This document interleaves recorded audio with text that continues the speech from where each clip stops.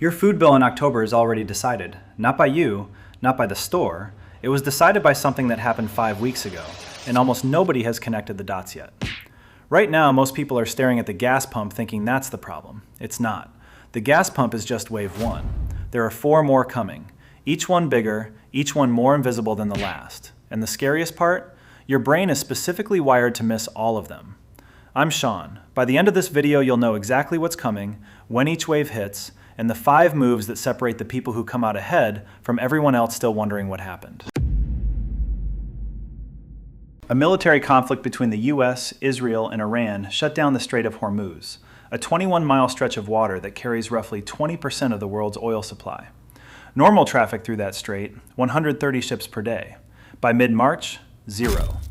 Oil went from $71 a barrel to $120 in weeks. But here's what I need you to understand. The gas price you're staring at right now, that's wave 1. There are 4 more behind it, and most people will never connect them back to what happened in February.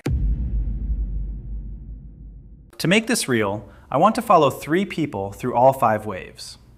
Alex, 29 years old, graphic designer, $54,000 a year, $4,200 saved, puts $150 a month into index funds. Marcus and Dana, early 30s. Together they make $87,000, $1,400 in savings, $4,100 on a credit card at 21% interest. Same city, same grocery store, same news on their phones. 2 completely different outcomes, not because of income or luck, but because of what they understood in March 2026. The national average price of gas hit $3.96 a gallon this week, up from $2.94 at the start of the month. Most people feel this, file it under annoying, and stop thinking about it. That's the first mistake, because diesel tells the real story. Diesel hit $5.37 a gallon nationally, a 47% jump. And diesel doesn't just move your car. Diesel moves everything you buy. The 18-wheelers, the refrigerated trucks, the farm equipment, the entire supply chain that gets food to your store.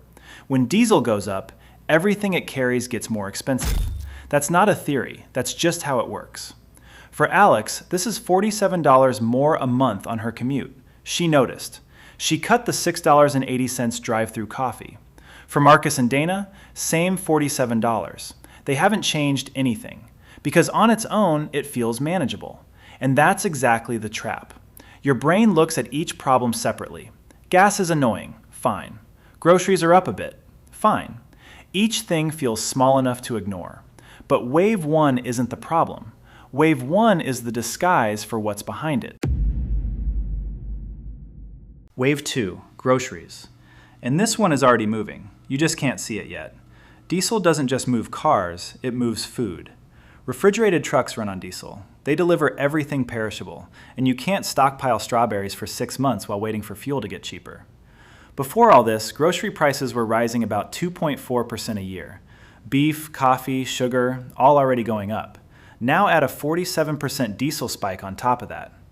Here's the part that makes this wave invisible. There's no announcement. No sign at the grocery store saying, prices up because of what happened in the Persian Gulf. You just stand at the checkout in May, your total $50 higher than expected, and wonder if you're somehow buying more food. You're not buying more food.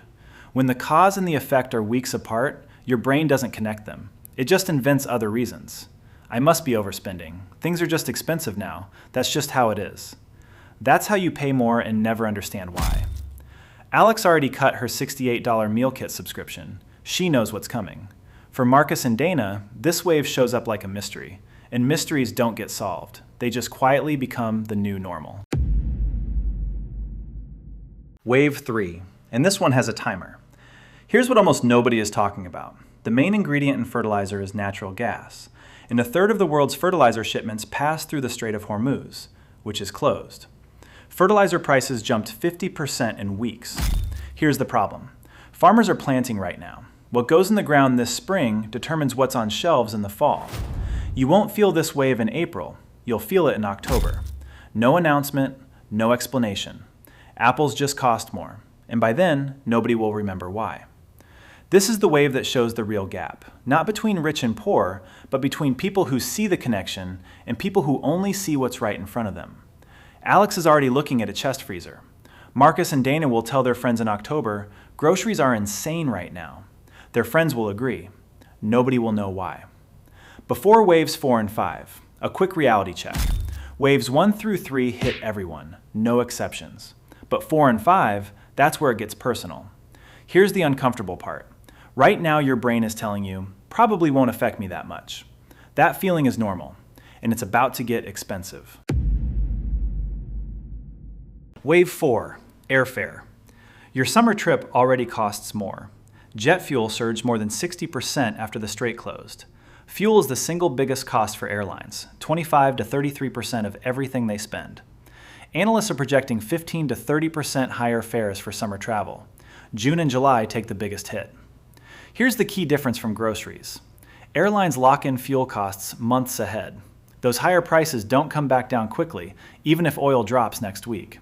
The price you see today is almost certainly lower than what you'll see next month. Alex called her parents last week. Book the July flight now before it gets worse. They booked it, $294 round trip. She checked the same flight 2 days later, $339. Marcus and Dana have been meaning to look into flights for a trip they've talked about since December. They'll get to it soon. They're going to have a bad time when they finally do. Wave 5, interest rates. And this one hits quietly. At the start of 2026, everyone expected the Fed to cut rates this year. Lower mortgages, cheaper loans, relief on credit cards. That's not happening. Higher oil pushes inflation up, but it also slows the economy and kills jobs. The Fed can't fight both at the same time, so they're frozen. What that means for you right now, mortgage rates at 6.45%, credit cards at 21 to 24%. Americans carrying $1.27 trillion in credit card debt at those rates.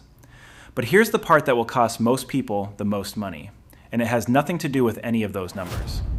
The average investor has underperformed the S&P 500 for 15 years straight. Not because of bad stock picks, because they sold when markets dropped and bought back in after the recovery.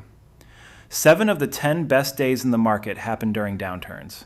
Miss just 10 best days per decade since 1930, and a 15,000% return becomes 91%. Not a typo, 91%. Your brain sees red numbers and screams, "Get out." Don't let it make this decision. Alex checked her portfolio once, closed the app, went back to cooking.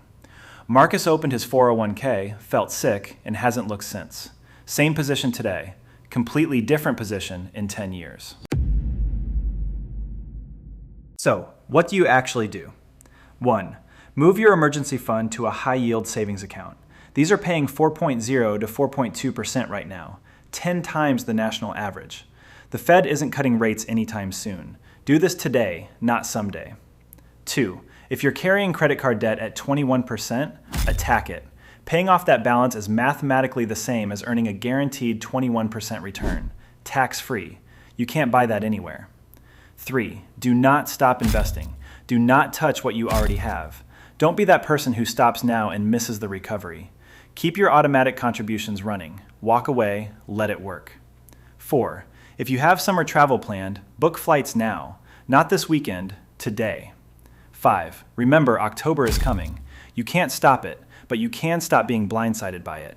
When your grocery bill jumps in the fall, you'll know exactly why, and you'll have prepared. Marcus and Dana will be fine, but they'll spend the rest of 2026 wondering why everything costs more. They'll carry that credit card a few months longer than they needed to, pay more for that summer trip than Alex's parents paid. None of it feels like a disaster. It just quietly cost them. Alex didn't panic, didn't do anything dramatic. She just understood what was coming before it arrived. That's the whole difference. Not income, not luck, just paying attention slightly earlier and doing 5 boring things while everyone else called it manageable. Now, one more thing I haven't told you.